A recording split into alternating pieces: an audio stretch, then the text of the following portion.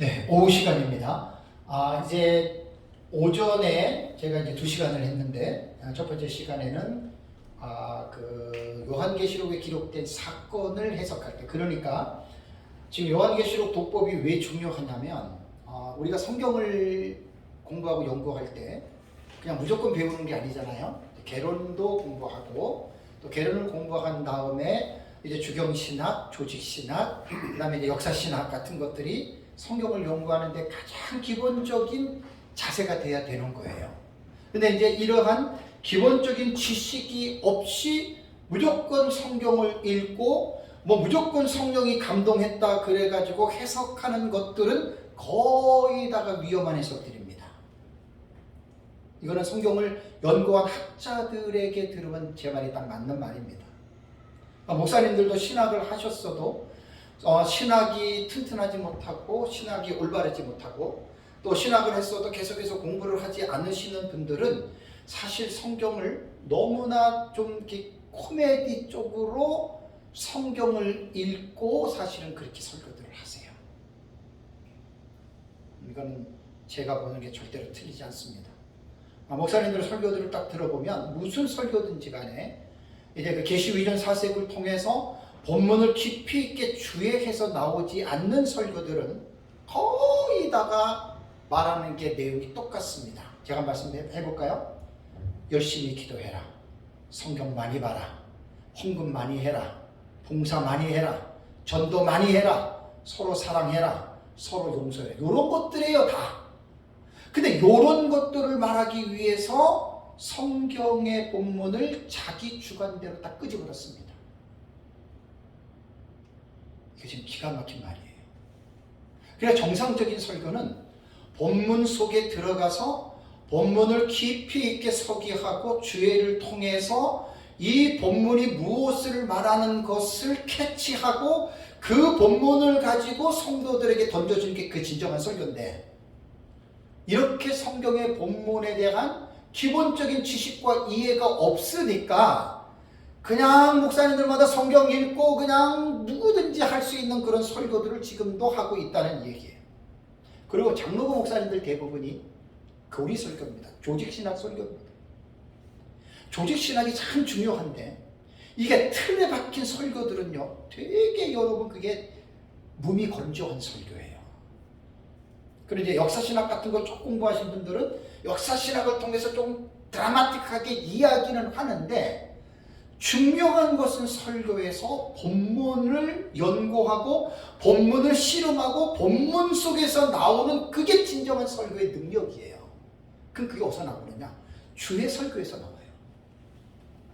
목사님들 주의 설교들을 하시나요? 거의 주의 설교 하시는 분들 못 봐요.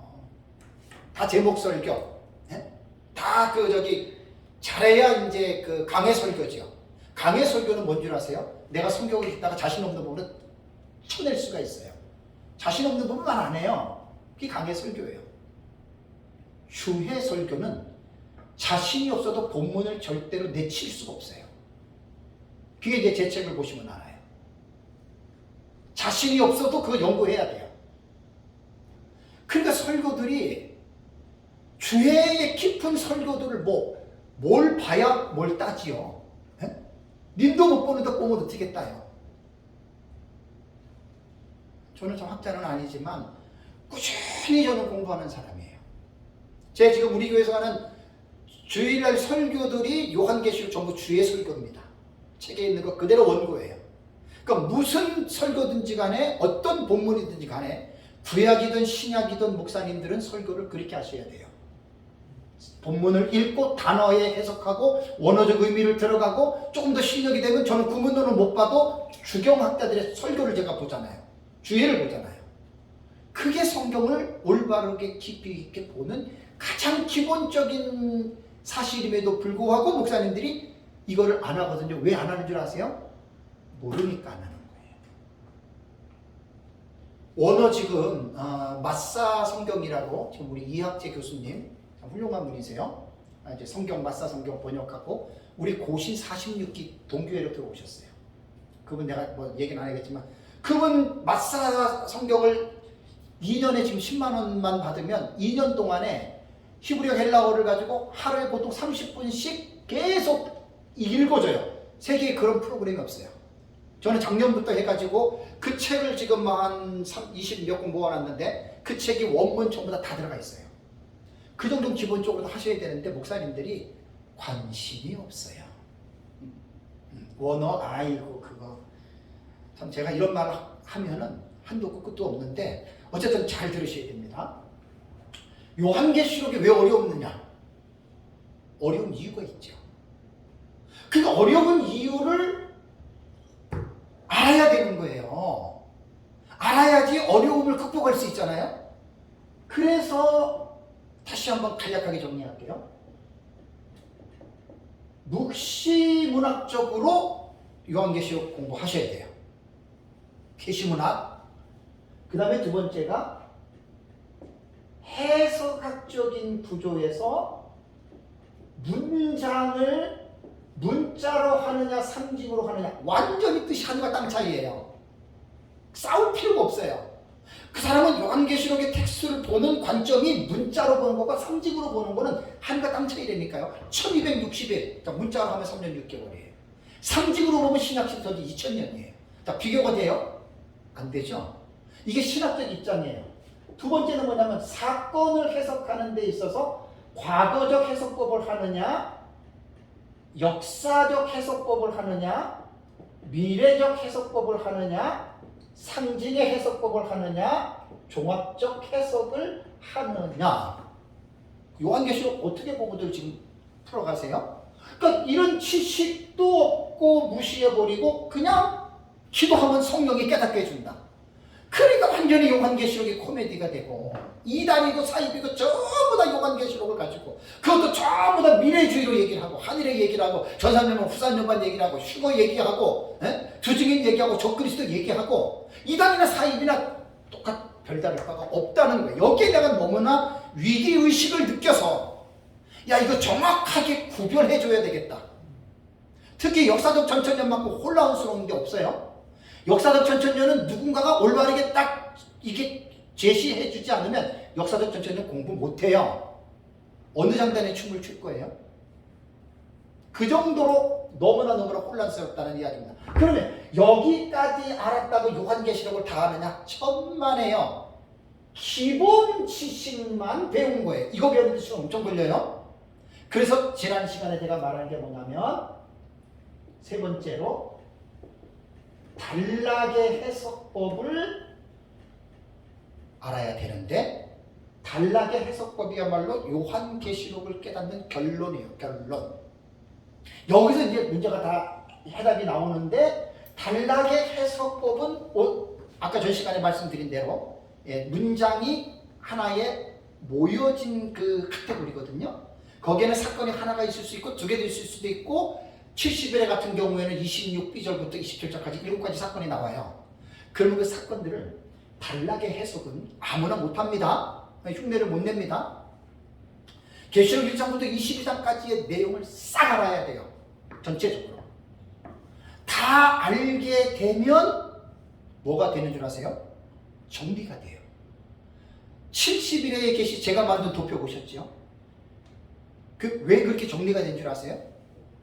제가 70일회를 여기 서울에서 6년 전인가 7년 전에 여기서 제가 52시간 강의를 했어요. 71회를.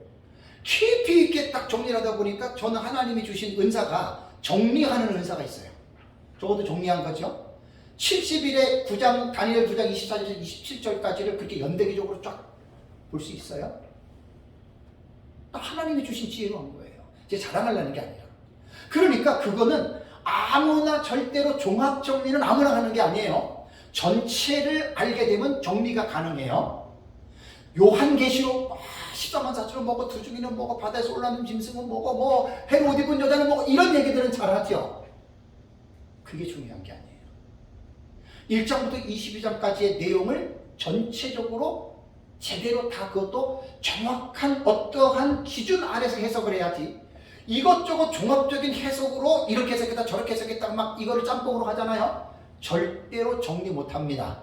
절대로 정리 못합니다. 그 사람은 영원토록 연구한 가운데 요한계시록을 혼란스럽게 잡탕밥으로 만들어 먹고 그냥 끝나는 거예요. 그래서 제가 과거주의, 역사주의, 미래주의, 상징주의, 종합주의를 이야기를 하면서 종합주의의 장점은 전에처럼 이것만 옳다라고 하는 그런 주장을 하지 않기 때문에 논쟁이나 격돌은 피할 수 있을지는 몰라도 단점이 뭐라 그랬어요? 뚜렷한 특징이 없는 거예요. 이게 사실 더 혼란스러운 거예요. 이게 따지고 보면. 근데 지금 전 세계의 종말론의 신학, 주경신학자들의 흐름이 거의 다가 지금 종합적인 해석으로 기울어졌다고 하는 게 이게 참 지금 놀랄 만한 일입니다. 그레고리 빌, 로버트 마운스, 그랜트 오스빌, 조지 레드, 우리나라의 박윤선 박사님 같은 경우들이 다 여기에 해당이 됩니다. 그러니까 요한계시록을 아까도 말씀드렸지만 비판은 아무나 하는 게 아니에요. 지식이 많은 사람은 비판을 잘해요. 근데 그 비판도 마구잡이 비판이 아니에요. 올바른 사실에 입각한 비판을 하는 게 그게 학자예요. 감정으로 나랑 안 맞으니까 그거는 완전히 죄송합니다. 양아치입니다. 양아치. 학자도 양아치 수준의 학자가 있고 목사들도 양아치 수준의 목사가 있어요. 그거는 뭐냐면 건전한 프레이가 아니에요. 아주 더티한 프레이를 하는 거예요. 나와 다르다고 너는 틀리고 너는 이단이고 이렇게. 그거는 그 사람의 인격과 영적인 자세에 달려 있어요. 사람이 영적으로 교만하면 보이는 게 없어요. 자기가 최고예요. 제가 지금까지 수많은 목사님들과 수많은 교수님들 만났거든요. 다 한 가지의 장점은 다 있어요. 왜? 하나님이 준 거예요. 그래서 그것 가지고 그분은 책을 쓰고 이름 나고 그거 가지고 살아요. 마치 제가 종말론 하듯이. 근데 문제가 뭔 줄 아세요? 거의 70, 80%가 내 것만 최고예요. 내 것만 다예요. 70, 80%가 제 낸 그 결론은 그래요. 내 것만 다야. 여러분 서점을 가보세요. 책이 얼마나 많아요? 신학의 그 프레임을 보는 거예요. 그 스코프를 보는 거예요. 주경신학만 하더라도 하나인 줄 아세요? 아이고 말도 못합니다. 히브리, 헬라어, 아람어. 에? 교회사 그러면 뭐 하나만 얘기를 하는 줄 아십니까? 초대교회사, 초대교회사도 속사도부터 시작해서 뭐 중세교회사 그러면 중세 1000년 동안 이게요 끼켜야 하나에 조그만 거 하나 가지고 박사학위 받아가지고 이름 난 거예요. 근데 뭐 다 안다고요? 천만에요. 거의 제가 만난 사람들 대부분 내 것만 오는 거야. 내 것만. 그게 완전히 오란의 개구리예요. 요한계시록도 마찬가지예요. 계속 연구를 해보세요. 진짜 해야 될 것도 없고 내 것만 잘났다고 말할 수가 없게 돼 있어요. 그 하나님의 마음을 가지면 서로가 존중하는 마음을 갖게 되고 또 폭넓게 배울 수 있는 자세를 갖게 돼요. 저는 감사하게도 지금까지 그렇게 지금 가고 있는 거예요. 그러다 보니까 이제 이런 부분들을 하나님의 은혜로 발견하게 된 거고 단락의 해석법이 사실은 결론적인데 제일 어렵고 여기서 모든 요한계시록 해석이 여기서 결판이 딱 납니다.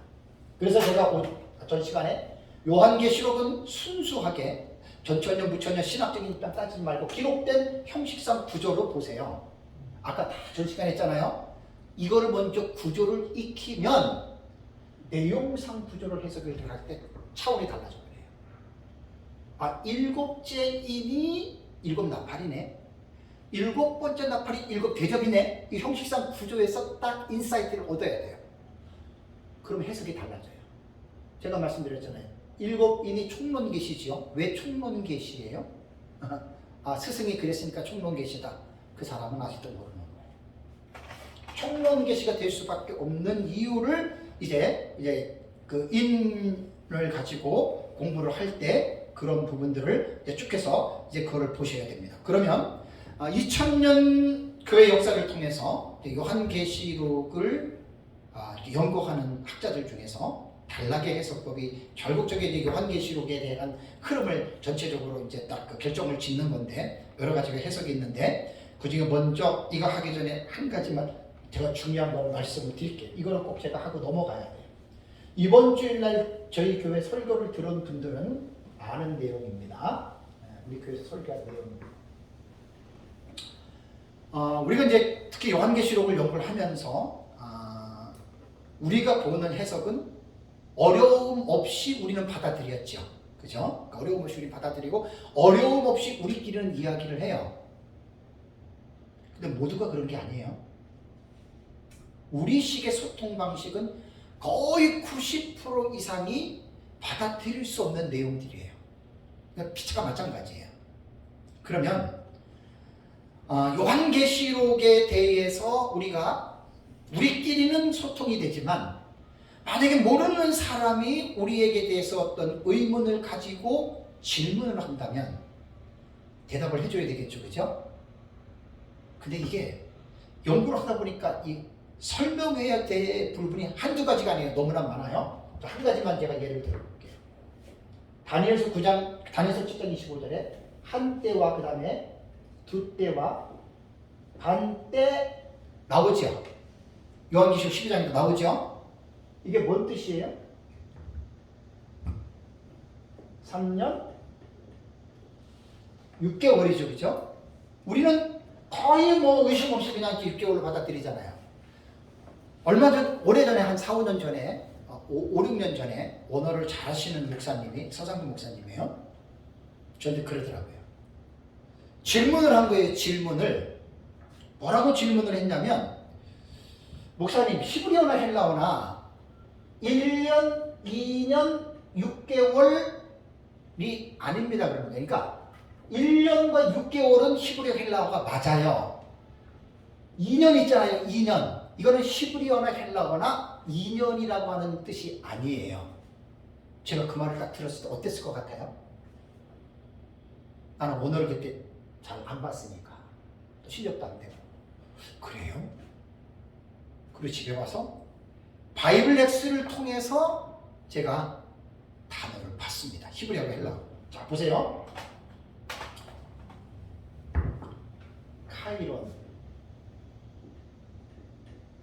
카이론이 나오고 그 다음에 그 다음에 카이루스가 나오고 그 다음에 그 다음에 헤미스가 나와요.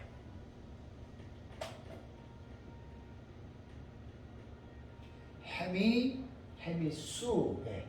헤미수가 나오고 카이루가 나와요. 이게 헬라어로 한때와 우리가 번역하는 두때와 반때라고 하는 말이거든요. 그럼 이 단어가요.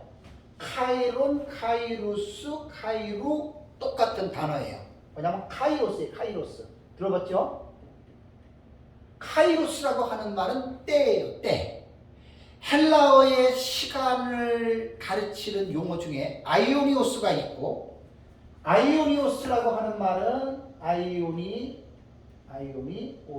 제가 이게 지금 오가 좀 헷갈리는데 아이오니오스라고 하는 말은 때에 대한 말인데 이거는 영원한 시간을 쓸 때는 이 아이오니오스를 써요. 우리가 사랑이라고 하는 용어를 우리말은 그냥 사랑 쓰잖아요. 헬라어는 아가페, 그 다음에 스톨게, 그 다음에 에로스, 그 다음에 필레오, 그 다음에 희생적인 사랑, 아가페 있죠, 그렇죠? 이렇게 구분해서 쓰듯이 헬라어도 시간을 영원한 시간을 쓸 때는 아이오니오스를 쓰고 그 다음에 물리적인 시간은 크로노스를 써요. 크로노스를 써요. 그 다음에 특별한 시간은 카이로스를 쓰는 거예요. 카이로스. 네, 카이로스. 그러면 헬라어에 지금 한때, 두때, 반때라고 하는 말이 카이론, 카이루스, 카이루라고 하는 이 단어는요. 이 카이론이라고 하는 헬라어는 어미를 보면은 뒤에 붙는 어미가 격에 따라서 달라지죠. 그죠? 격에 따라서. 그래서 그것이 속격이냐 주격이냐 목적격이냐에 따라서 뒤에 붙는 어미가 달라지는 똑같은 카이로스라고 하는 단어예요. 카이로스라고 하는 단어인데 요거는 한때인데 요것은 학자들이 1년으로 봐요. 문제가 뭐냐면 여기에 있는 거예요. 카이루스라고 하는 이 말은 양수 그러면 둘이잖아요. 그죠? 그걸 해석하면 안 돼요. 더더욱 우리가 지금 해석한 2년 그런 뜻이 아니에요. 이거는 복수예요. 한때 1년 그 다음에 이것은 연들로 해야 돼요. 원문을 보면 그러니까 제가 지금 왜 이 말을 하는지 들어보시면 알아요. 무식이 담대하다고 무조건 한때 두때 셋때 3년 6개월 우린 이렇게 얘기를 했잖아요. 그죠? 근데 원어를 아는 사람이 말을 하면 우리가 들어야 된단 말이에요. 그죠? 그리고 이 문제에 대해서 우리가 그 문제를 풀어줄 수 있어야지 되잖아요. 그 다음에 헤미수하고 카이루, 헤미수는 이거는 반이라는 뜻이에요. 절반. 그러니까 카이루 한 1년에 반이니까 6개월이 되는 거죠. 그러니까 헬라어로 볼 때는 어떻게 해석을 해야 되냐면 한때와 때들과 한때의 반. 그러면 1년과 6개월은 나왔는데 때들은 연으로 표현할 수 있어요? 없어요? 없어요. 이게 원문이 우리에게 주는 내용이에요. 그럼 우리는 지금 우리말 성경만 보고 있는데 기본적으로 원문 봐야 되잖아요. 그죠? 그럼 여기서 어떻게 여러분 이걸 풀어나갈래요? 자, 히브리어에 보잖아요. 그러면 히브리어는 이단이 나와요. 이단. 그 다음에 왜 이단. 요거 좀 이것도 똑같은 한 단어예요. 왜 이단이 이렇게 돼요. 네. 왜 이단이 이렇게 되고 그 다음에 우펠라그라고 하는 말은 절반이고 그 다음에 이단이 또 나와요. 자, 이단이라고 하는 이 단어가 뭐냐면 히브리어도 똑같이 한때를 말하는 거예요. 1년을 말하는 거예요. 1년. 네? 이단. 그 다음에 여기에 왜 이단인이라고 하는 말은 이것도 히브리어의 뜻이 2년이 아니고 때들이에요. 때들.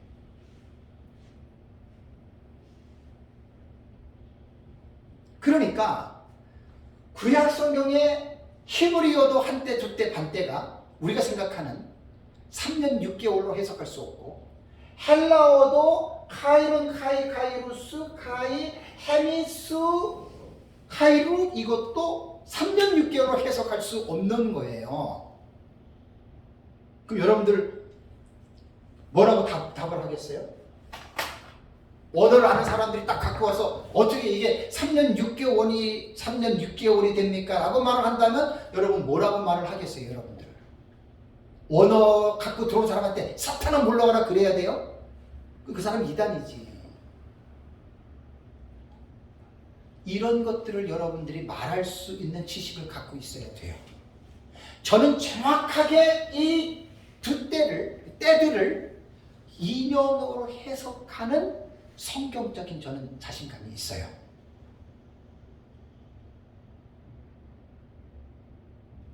어디서 나온 줄 아세요? 보세요. 때들이라고 하는 의미는 복수지요. 복수. 하나가 아닌 복수예요. 복수는 몇 가지가 있어요. 셀 수 없죠. 그죠? 2년도 되고 3년도 되고 5년, 10년, 100년, 1000년, 1억 년 다 복수 안에 들어가죠. 그죠?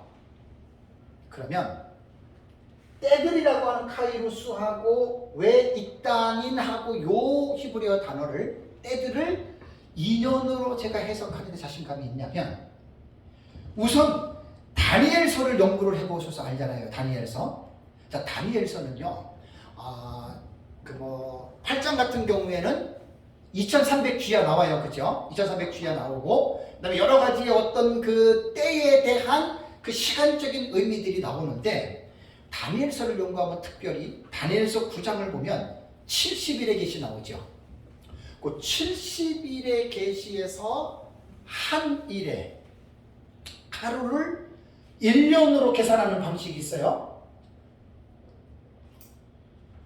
하루를 1년으로 계산하는 방식은 제가 전에 말씀을 드렸기 때문에 이 부분에 대해서는 언급을 안 합니다. 시간 때문에. 그러면 한 일회를 1년으로 해서 우리는 7일을 7년으로 보거든요. 그러면 다니엘서의 9장에 보면은 한 일회의 언약을 맺고 그 다음에 9장 27절 B에 뭐가 나와요? 일회의 절반이라는 말이 나오죠. 그죠? 그럼 한 일회를 7년으로 본다면 절반은 연으로 말하면 3년 6개월이에요. 달로 말하면 42달이에요. 일수로 말하면 1260일이에요. 한때, 두때, 반때는 연으로 표현을 한다면 한때는 1년이고 때들은 2년으로 해석을 해도 이것은 다니엘서 전체적인 내용을 볼 때 가장 합리적인 해석이 될 수가 있어요. 어때요? 제 말하는 게 지금 합리적으로 여러분들이 딱 들으면 설득이 돼요? 안 돼요? 그러니까 우리가 나만 그냥 우리끼리만 소통하고 마는 것이 아니라 여러분 설교하는데 성도들 중에 손 들고 만약에 이거 알아서 질문하면 여러분 뭐라고 얘기를 하겠어요? 뭐라고 말하겠어요? 성도한테. 그딴 거 묻지 말고 무조건 믿으라도? 무책임한 말이에요. 이게 지금 제가 하나만 갖고 얘기를 드는 거야. 하나만 예를 드는 거지 뭐 하나만. 제가 여러분 이것 하는데 시간이 얼마나 걸릴 것 같아요?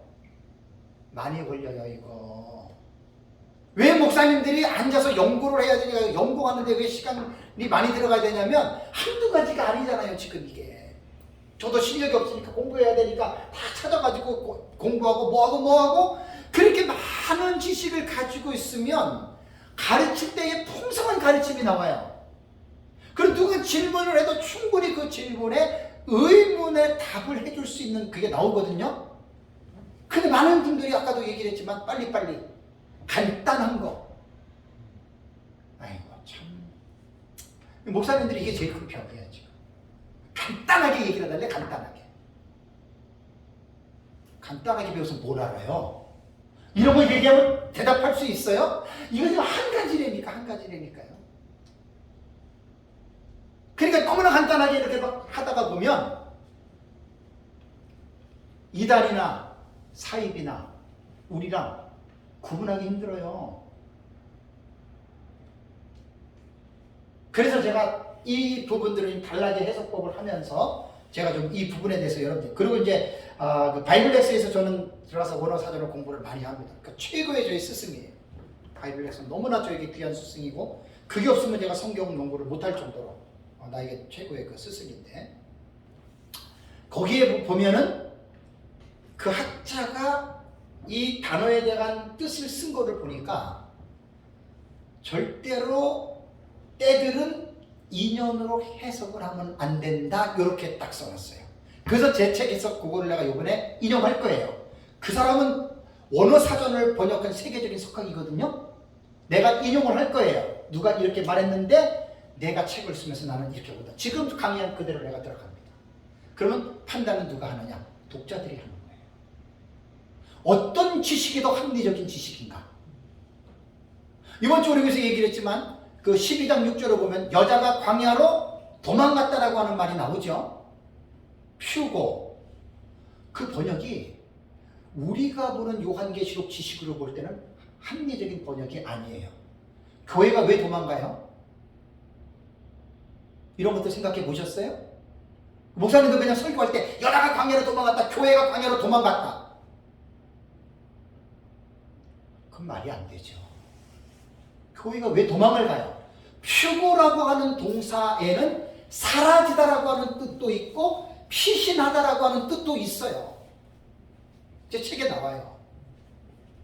그 주경신학이라고 하는 건 그런 거예요. 그런 실력들을 가지고 와서 내가 번역했다고 해서 어떤 번역이라도 완벽한 번역 없어요. 틀린 번역이고 잘못된 번역 많아요. 그걸 연구하면서 우리가 찾아내는 거예요. 그게 실력이에요. 그게. 여자가 광야로 도망간 게 아니라 교회가 촛대교회가 후 3년 반에 광야로 피신한 거예요. 아니 사라진 거예요. 그래서 이제 이런 부분에서 우리가 성경을 연구할 때 무작정 우리가 연구하고 그런 것보다도 그리고 이제 70인 여건도 제가 받은 자료에 보면은 카이루, 카이, 카이론, 카이 헤미수 카이루 70인도 똑같아요. 한때와 때들 그리고 한때의 반. 그러니까 어떤 여건을 봐도 3년 6개월로 해석은 못 돼요. 지식 있는 사람이 하는 말이에요. 목사님들 이거 모르고 딱 학자가 손을 들어서 목사님 무식하게 그런 말 합니까? 그럼 목사님 찍소리 못해요. 우리 한때 두때 반때 3년 반으로 해석했잖아요. 영역본도 보니까 제가 바이블 렉스에 보면은 9개의 영역본이 있어요. 9개 영어 역본이 있는데 거기 보면은 RSV만 빼놓고 전부 다 뭐로 번역했냐면 a time, 그 다음에 times 때들이에요. 그 다음에 and half a time, 한 1년에 반 이렇게 한 거예요. 영역본도 딱 RSV만 a time, 하고 two times 2년 이렇게 해석한 거예요. 거의 다가 때들로 했어요. 그게 또 하나 신기한 게 뭐냐면 사해 사본의 영역본이 있어요. 그 영어에서는 뭘로 했냐면 QBE예요. QBE 사본. 요건 바이블렉스에 나와요. QBE 사본에는 two times로 때들을 2년으로 번역했어요. 그럼 영역본 거의 다가 1년 연들 6개월로 했는데 놀랍게도 한국 성경은 어떻게 번역했어요? 일반적으로 안 하는 번역을 선택을 해가지고 1년, 2년, 6개월 해가지고 3년, 6개월 이렇게 돼버린 거예요. 그러니까 외국 학자들이 본다면 야 한국에 이거 번역하는 사람들이 참 무식하다. 이걸 100% 나옵니다. 알고들 보시라는 얘기예요. 왜냐면 외국의 사본들 거의 90%가 다 1년과 연들과 6개월로 했기 때문에 3년 6개월로 말할 수가 있는 번역이 아니에요. 원문은. 이해가 되시죠? 근데 우리 3년 6개월 얘기를 하죠. 제가 왜 3년 6개월 얘기하는지 근거를 성경적인 해석으로 됐죠. 이렇게 알고들 사용하시라는 말이에요. 누가 카다라 하니까 그냥 그러다가 이제 딱 손 들고 질문 있습니다. 그럼 말을 해요, 못해요? 못하잖아요. 어떤 사람이 중국에 가가지고 70일을 자기도 연구 안 해놓고 드럼풍을 가지고 장차 해가지고 이제 그렇게 학생들한테 강의를 했어요. 중국 학생이 손을 딱 들고 목사님 우리 중국어 성경에는 장차라고 하는 부사가 안 나옵니다. 그리고 오히려 그 학생들이 그 목사를 이상한 사람 마치 이단처럼 대우를 했다는 얘기를 제가 들었어요. 뭐라고 답할래요? 장차는 히브리 원문에 안 나와요. 우리말 성경에 첨가한 거예요. 그래서 성경을 우리가 이렇게 저도 뭐 지금 계속 공부하고 있는 중이니까 이렇게 공부를 하다 보면 배워야 할 이런 부분들이 지금 얼마나 많은지. 자, 이제 단락의 해석법으로 들어갑니다. 단락의 해석법은 요한계시록의 내용을 확정짓는 해석법이에요. 확정을 딱 짓는 거예요. 근데 이 해석법이 5가지가 있는데 첫 번째는 개요할 때 다 제가 몇 번 얘기를 했습니다.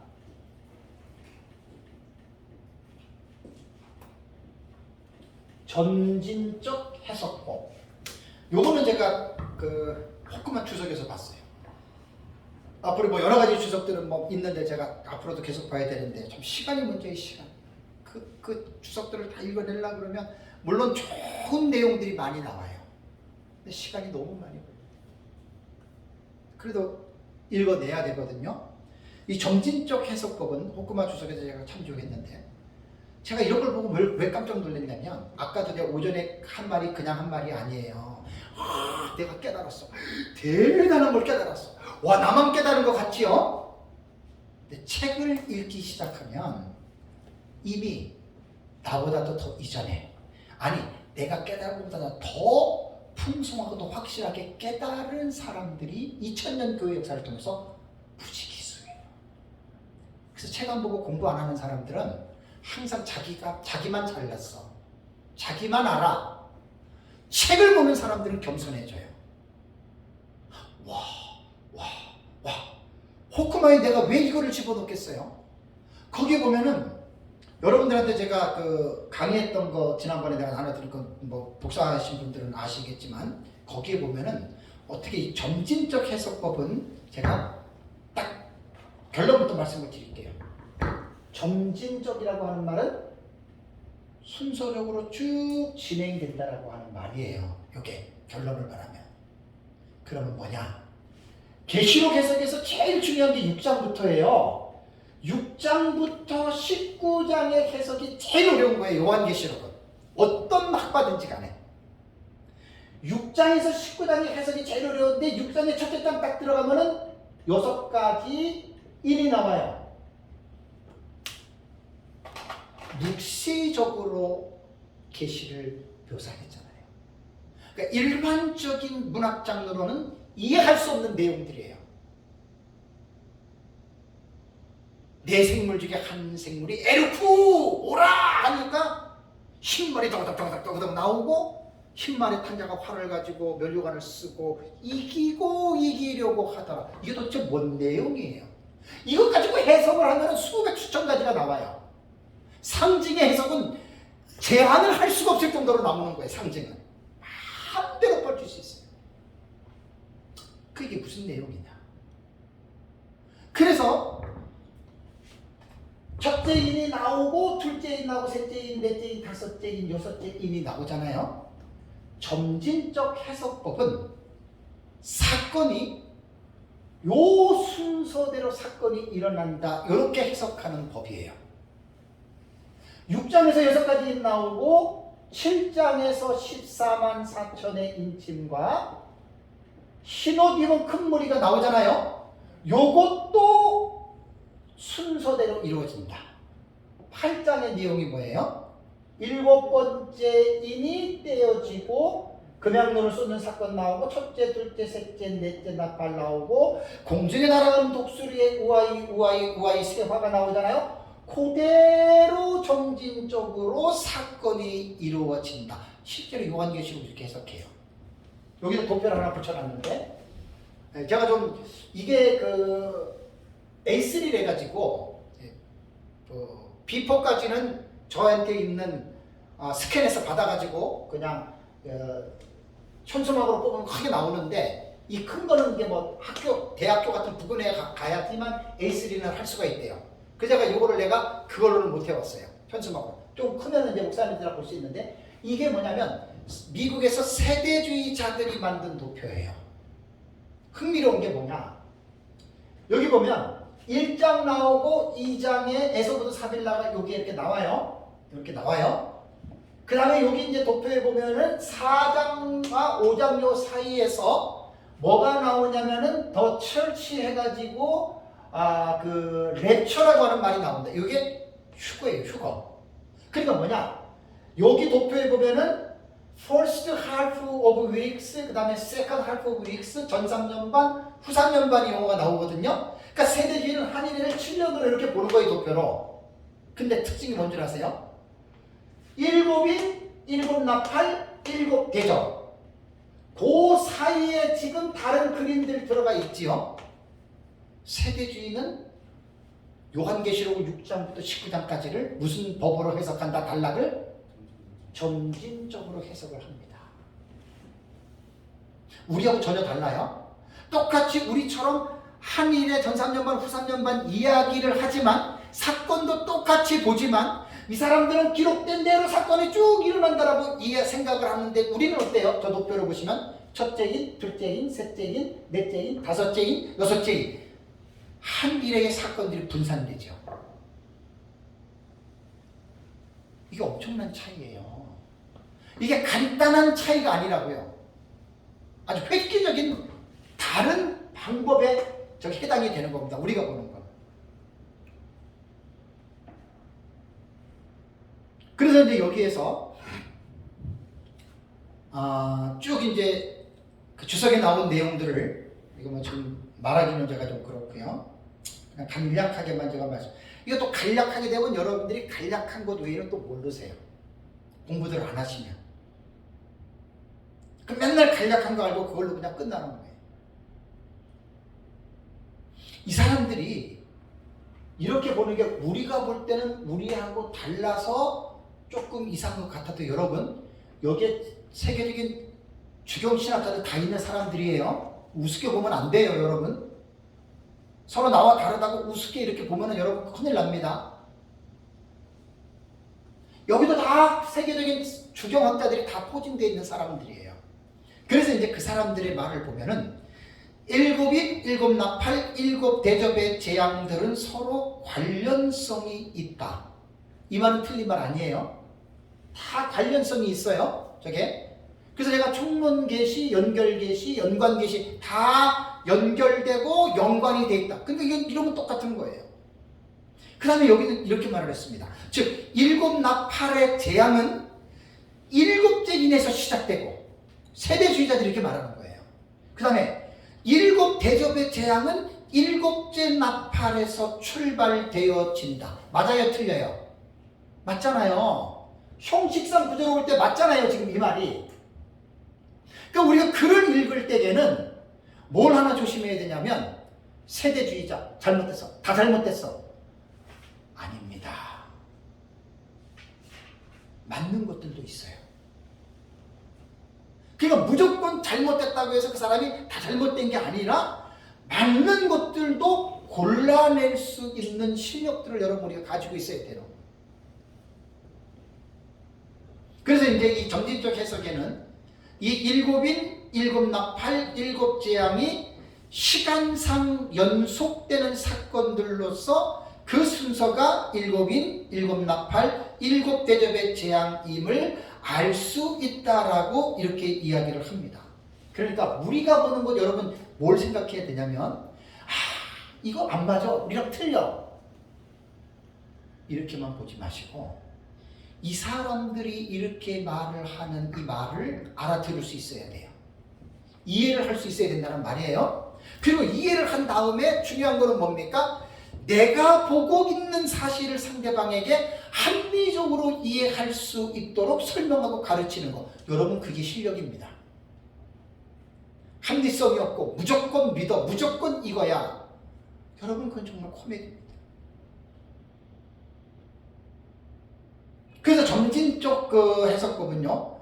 나름대로 일리가 있어요. 나름대로.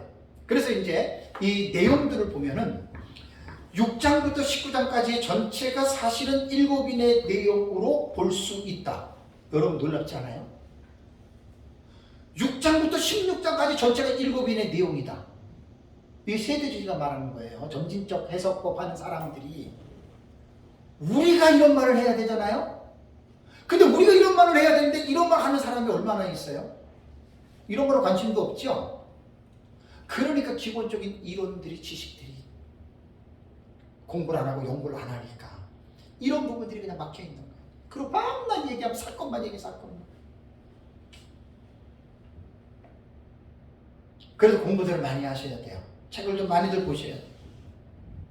근데 이분들의 그 글을 보면 상당히 뭐라 그럴까? 일리가 있어요. 뭐라고 얘기를 하냐면 일곱인, 일곱나팔, 일곱대접에서 설명을 할 때 일곱인 이 셋은 가면 갈수록 종말을 향해서 그 사건의 내용이 깊어지고 짙어진다. 여러분 이 표현은 되게 멋있는 표현이에요. 누군가는 쏙 빠져요.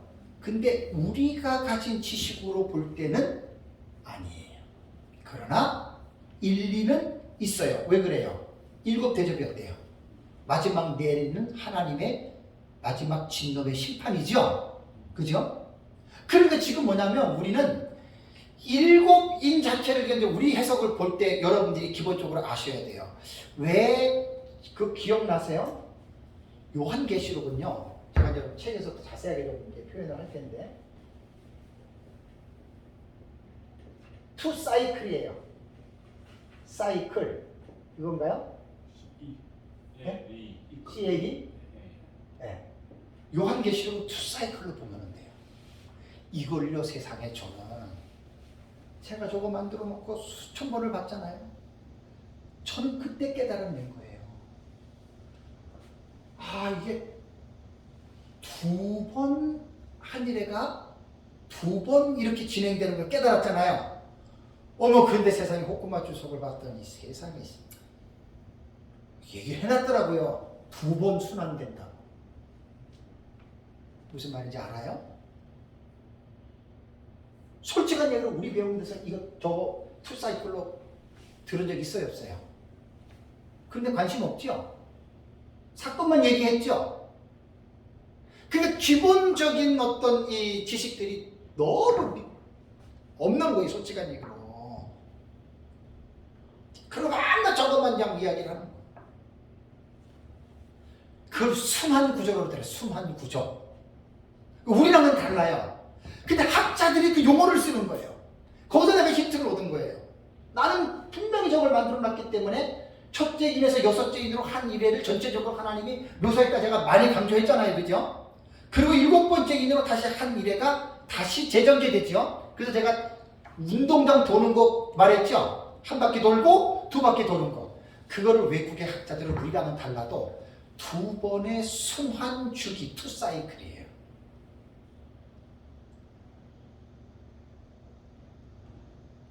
좀 수준을 좀 우리가 높여야 돼요, 수준을. 제가 책을 쓰는 것도 민목사님 때 배운 거를 무천년주의자들 같은 경우는 학문적인 표현이 얼마나 풍성하고 얼마나 넓은지 몰라요. 거기서 저는 도전을 받은 거예요. 아, 나도 이렇게 표현해야 되겠다. 공부하면서 배운 거예요. 무천년주의자들처럼 방대하고 포괄적이고 이렇게 글을 써야 되겠다. 연구하니까 거기서 잠깐만 인사이트를 얻는 거예요. 그래서 오전에도 말씀드렸지만 연구하지 않는 분들은 밤낮 그 말이 그 말입니다. 그러면 이 사역은 절대로 오래 못 가요. 저거 1, 2년이면 딱 끝나요. 제가 지금 가르치면 1년이면 싹 마스터 시켜요. 더 이상 공부할 필요 없어요. 우리 교회 성도들 24년, 26년, 28년, 30년이에요. 한 사람은 목사의 설교를 그렇게 오랫동안 듣고 있는 게 쉬운 줄 아세요? 어렵습니다. 제 아내가 여기 있지만 계속해서 저는 연구하는 사람입니다. 요한계시록을 해도 7년 전에 8년 전에 했던 것과 보다는 더 깊이 계속해가요. 더 깊이 계속해가니까 똑같은 거를 5번, 6번을 들어도 틀리는 거예요. 저거 연구하라고 맨날 그렇게 해보세요. 딱 한두 번 들으면 질려버려. 제 말 맞아요. 천년만년 저거 가르칠 것 같아요? 딱 끝나요. 1, 2년이면 제가 딱 마스터시키고 끝내버려요. 더 이상 배울 필요 없어요. 근데 저한테 배우면 계속 새로운 방식들이 나오죠? 연구해야 돼요, 연구. 저는 지금도 시간만 있으면 계속 연구를 하니까 더 풍성해져요, 더 풍성해져요. 말도 못하게 풍성해져요.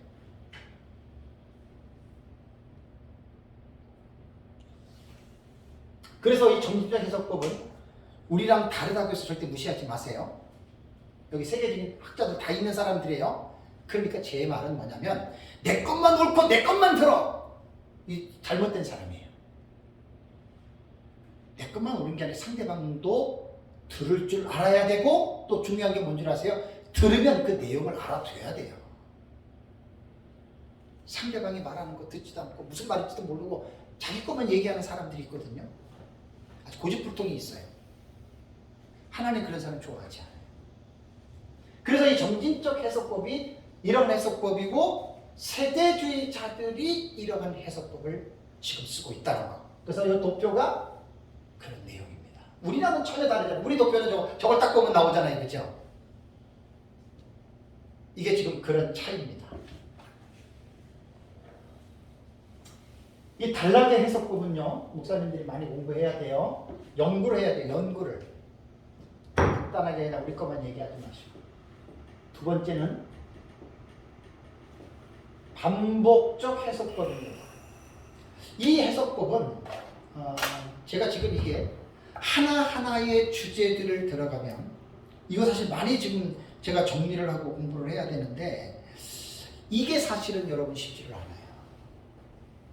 뭐 자료도 그렇고 특히 우리나라에 뭐 번역된 주석들 외에는 외국에는 뭐 요한계시록 주석들이 수백 권 이상 될 텐데 그걸 내가 뭐 책을 구해도 영어가 좀 딸리니까 잘 읽을 수도 없고 이게 좀 너무너무 안타까워요 지금 이게.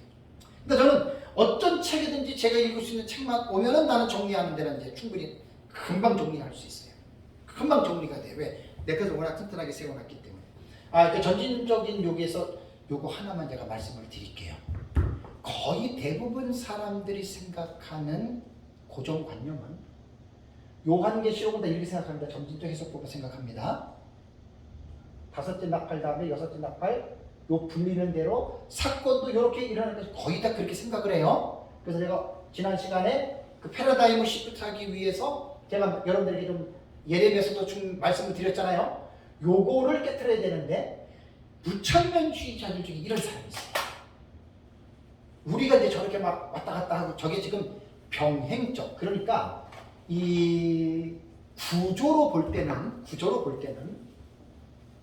학교 다닐 때 우리 기술 시간에 기억나요? 이거 전구를 연결시킬 때 이걸 무슨 법이라고 해요? 직렬법이죠.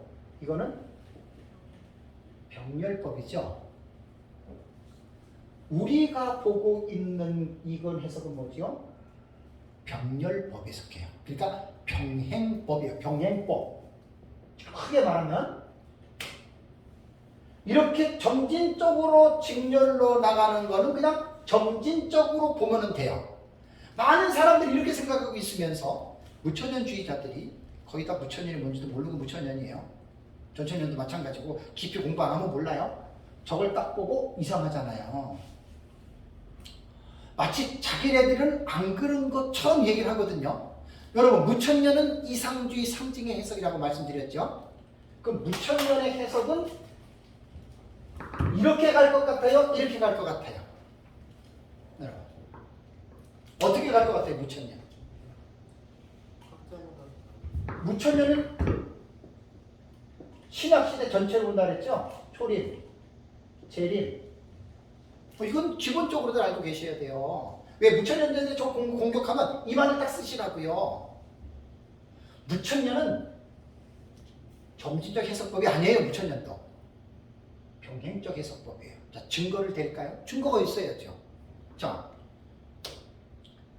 계시록 12장에 헤롯 옷 입은 여자 나오죠? 그 여자를 무천년은 뭐로 해석한다고요? 마리아. 낳은 아들은 예수죠? 그럼 계시록 12장 사건이 어디로 가지요? 초림으로 가지요. 그죠? 20장의 천년왕국. 예수님 재림하고 우리는 20장을 천년왕국으로 보잖아요. 무천년의 천년왕국을 어디로 해석해요? 신약시대 처음으로 하지요. 그럼 무천년은 계시록을 해석하는 구도적인 면으로 볼 때는 어떤 구조에 속해요? 병행법 구조에 속해요. 그럼 우리랑 내용은 달라도 구조로 볼 때는 같아요? 달라요? 같아요. 세대 주행 한인을 치료로 점진적으로 보기 때문에 병행법으로 볼 수 있어요? 없어요? 없어요. 단락의 해석법은 공부 많이 해야 됩니다. 여기서 계시록 결정이 다 나는 거예요. 제가 지난번에 여러분들한테 강의할 때 5분 하고 딱 끝냈죠. 5분 들어서 여러분 뭘 알아요? 알기는. 아이, 참. 그게 뭘 하는 거예요? 그게. 이것 가지고 며칠을 할 수 있어요. 지금 이 단락의 해석법을. 그래야 요한계시록이 뭔지를 내 것만 아는 것이 아니라 다른 사람의 것도 우리가 이해가 되는 거예요. 그럼 지식이 많은 사람은 어느 누구랑 대화가 가능해요. 대화가 안 되는 사람들은 지식이 짧은 사람들이에요. 고래 신줄처럼 인격적으로 그 고집센 사람은 대화가 안 돼요. 그런 사람들 되지 마세요. 절대로 좋은 사람 아니에요. 그런 사람. 좀 인격적으로나 지식적으로나 좀 풍성한 지식을 가지고 좀 인격도 좀 훌륭해서 나와 다른 사람들 품어줄 줄 알고 좀 배울 줄도 알고 자기만 잘났다고 하지 말고요. 그게 가장 큰 영적인 질병 중에 하나예요. 아주 꽉 막힌 사람이에요. 달라의 해석법은요, 이거 연구 많이 해야 돼요. 요한계시록 독법, 이거 달래 독법인 줄 아세요? 독법 기초의 부분에서 사람들이 세우지 않으니까 요한계시록 가지고 온갖 그냥 난장판을 만들어 놓은 거예요. 그래서 그것을 제가 딱 잡기 위해서 독법을 지금 하나님이 이 주제를 지금 정리하게 한 겁니다. 저거 사건만 가르치는 거는 금방 가르쳐요. 금방 가르쳐요, 제가 해보니까. 처음에 여기 9년 전에 와가지고 몇 년 동안 내가 반복했지만 지금은요 1년도 안 돼서 다 끝냅니다. 더 이상 배울 필요 없을 정도로 끝내줘요, 제가. 그런데 그거 한다고 못 가르쳐요. 절대 못 가르쳐요. 해보세요. 근데 우리 교회에서 지금 3번째 도전하는 거예요. 지금 요한계시록 지금 설교를. 여러분 한번 좀 들어보시겠지만 자랑 아닙니다. 그렇게 한번 설교를 체계적으로 한번 해보세요. 쉽나? 못해요. 쉽지 않아요. 대부분 대환란 날에 예비쳐 그러면 12장 6절하고 14절 딱 얘기해서 5분이면 딱 끝내죠. 그게 그렇게 끝내는 게 아니에요. 이번 주 오전에 제가 대환란이라고 하는 용어가 성경에 있는가? 그러니까 폭넓게 성경을 알아야 돼요.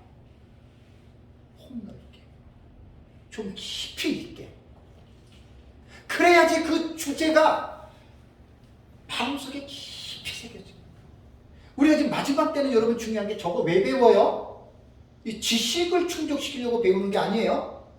저것이 우리의 현재 프레젠트, here and now예요. 현재 지금 여기에서 내 삶에 저 지식이 나를 지금 푸싱해줘야 되거든요. 저게 그걸 해줘야 되는 거예요. 근데 이게 1년에서 되느냐? 절대로 그렇지 않아요. 대단한 착각이에요. 그래서 요한계시록을 지식으로 하면서 지식으로 가르치는 사람들은 근데 그걸로 끝나요. 문제가 뭐냐? 삶이 변화가 안 돼요. 목사님들 제일 중요한 게 요한계시록 가르치시는 분들이 저도 그렇고 조심해야 돼요. 가르치는 사람이 변화가 없이는 지식으로 가르치는 겁니다. 이거 정말 우리 죽을 때까지 씨름해야 돼요. 저는 연구를 많이 했기 때문에 여러분 기도 안 하고 이거 어디 가도 말도 못하게 가르칠 수 있어요. 자랑이 아니라. 제 책을 보세요. 그 책의 내용이 이게 제가 6년을 했는데 제가 눈 감고도 지금 하면 다 나오는 내용들인데 근데 거기서 되는 게 아니에요. 실질적으로 설교와 강의는 고린도서에서 사도 바울이 말한 것처럼 말의 지혜와 자기 자신의 능력으로 한 게 아니고 성령의 나타남과 능력으로 하는 거예요. 지식이 필요하지만 제가 이제 두중인에 대해서 참 감동을 받고 두중인만 생각하면 진짜 제가 내 자신부터가 떨어요. 왜냐하면 난 그 소망을 갖고 살기 때문에. 그래서 두중인의 소망을 갖고 살기 때문에 그런 사람들은 삶을 만나면 다릅니다. 여러분 좀 다른 거 몰라도 정직한 것 진실함이 묻어나와요. 근데 참 그런 사람 만나기 쉽지 않습니다. 정말 쉽지 않습니다. 그래서 아까도 제가 말씀드렸지만 다른 사람을 만나려고 하지 말고 내가 그런 사람이 되면 돼요. 내가 그런 사람이 되면 그런 사람을 만나는 사람이 알아요. 아, 이 사람은 다른 사람하고는 정말 다르구나. 여러분 정직하셔야 됩니다. 정말 정직하셔야 됩니다.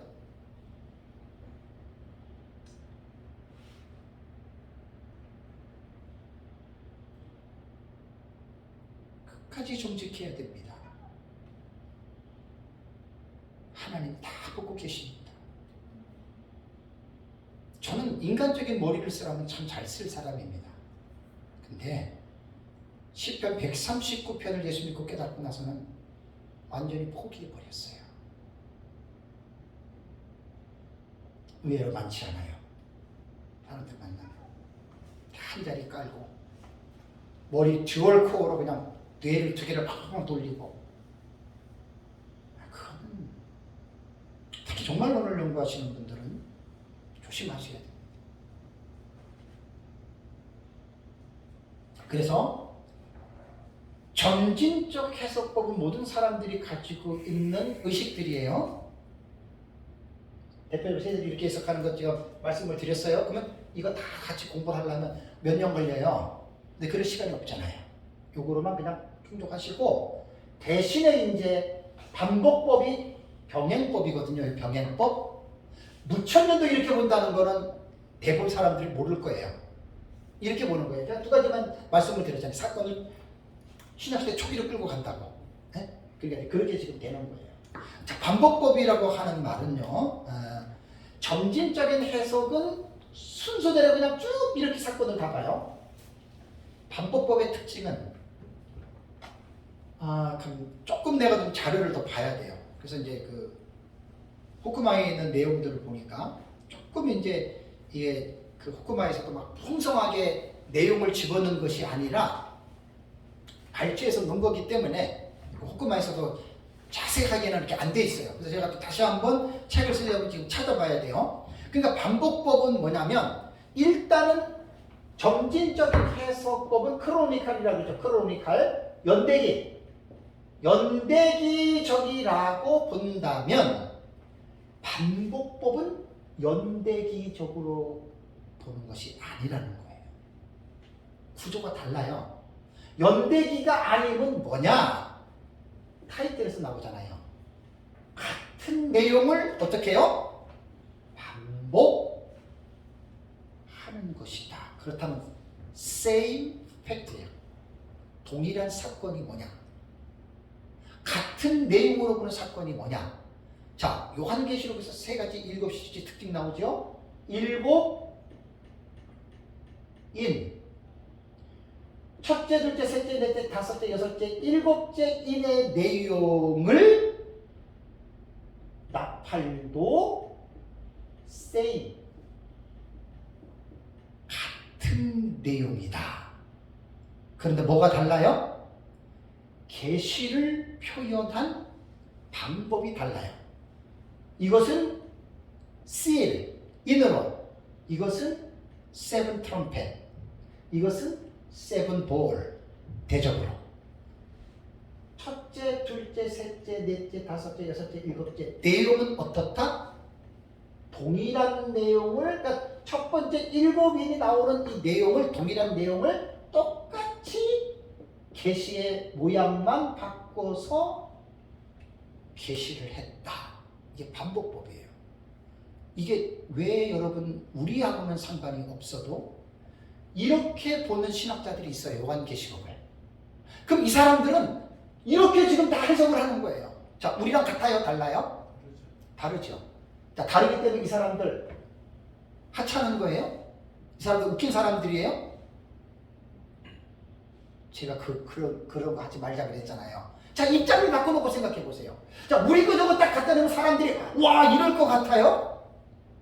아니에요. 아니라니까요. 그래서 우리가 예수님이 그랬잖아요. 남에게 대접을 받고자 하는 대로 너희가 남을 대접하라 그랬죠. 자, 다른 사람들이 우리 저렇게 얘기할 때 손가락질하고 비꼬고 비난하면 좋아요, 나빠요? 나쁘죠. 그러니까 우리가 이렇게 우리랑 안 맞아도 픽하고 이러지 말자는 거예요. 제 얘기는. 내가 이거는 최근에 깨달은 거예요. 작년 말이나 올해 최근에 깨달은 거예요. 너무나 난 귀한 깨달음이라고 생각해요. 39년 예수를 믿었고 32년 목회를 하면서 정말 이것 깨달은 게 내가 볼 때는 하나님의 큰 선물이에요. 안 그러면 계속 지금도 나는 내 것에 대한 자신감에 붙잡혀가지고 프라이드에 붙잡혀가지고 나와 다른 사람들을 무시하고 나만 최고고 이러한 교만에 나도 빠져 있을 수가 있는 거예요. 입장을 바꿔놓고 생각해 보세요.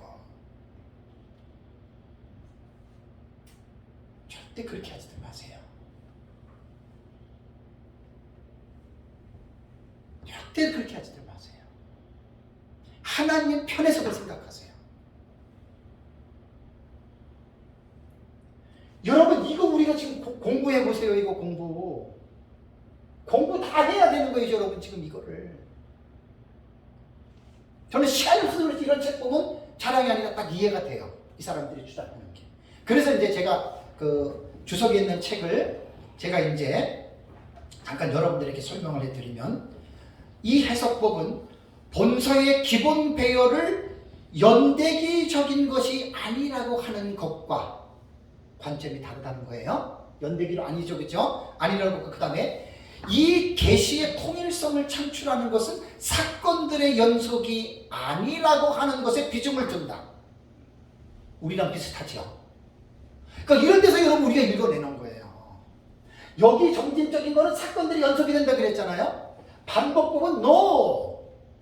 사건들이 다 연속되는 게 아니야. 그러니까 병행적인 구조로 여기서 갔으면 다시 앞으로도 갈 수 있고 중간으로도 갈 수 있고, 이런 표현이에요. 그러면서 이들은 본서의 인, 나팔, 대접의 환란들은 동일한 일을 세 가지 각도에서 본 것뿐이라고 한다. 이게 반복법 해석법을 주장하는 사람들이에요.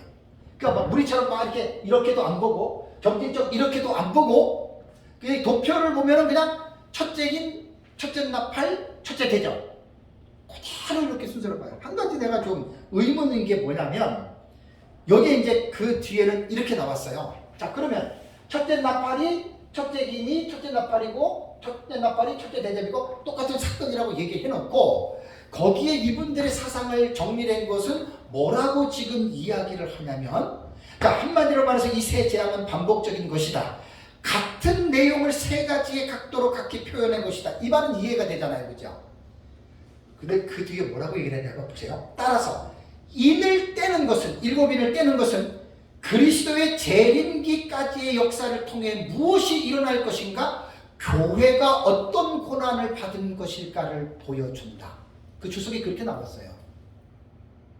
그 다음에 나팔 소리들은 또 뭐라고 얘기했냐면, 같은 출발점에서 시작하며, 그러니까 이게 병행법이잖아요, 그죠? 자, 우리가 책을 읽어도 지식이 없으면 이런 걸 못 읽어내요. 그러니까 지식 있는 사람은 딱 봐도 알잖아요. 같은 출발점에서 시작하여, 그 다음에 그리고 역시 그리스도의 재림을 포함해서 재림시까지 역사를 통해 일어날 선포하며, 그 다음에 여기 또 뭐라고 했냐면 믿지 않는 세상에 대한 경고를 한다. 뭔가 좀 음바란스가 나죠. 똑같은 거라고 해놓고, 이는 교회, 그 다음에 나팔은 믿지 않는 사람들이 경고, 그 다음에 일곱 대접의 재앙에서 세상은 실제로 징벌을 받는다. 앞에 말과 뒤에 말이 같아요, 달라요? 다르잖아요. 이거를 내가 풀어낼 방법이, 호크만의 좀 주석의 단점이 뭐냐면, 종합적으로 막 이 사람 거 저 사람 걸 갖다가 편집해 놓은 거기 때문에 편집할 때 중요한 그 루트를 빼놓을 수가 있어요. 지금처럼 중간이 또 떨어지면 우리가 맞출 수가 없는 거예요. 원문을 못 본 이상에는. 그래서 제가 이거 읽어내면서 이것도 좀 찾으려면 좀 시간이 걸릴 것 같아요. 반복적 해석법을 주장하는 신학자들의 책을 구해서 이걸 내가 읽어내고, 이거는 일부분만 그냥 탁 집어내서 그냥 편집을 한 거잖아요. 그러니까 이게 아쉬워. 그래서 연구할 때는요, 책이 많아야 돼요. 책이 재산이에요.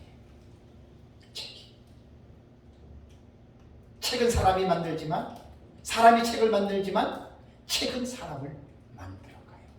명언이에요, 명언. 그래서 목사님들은, 저는 책이 없으면 연구 못해요. 책이 많아야 돼요.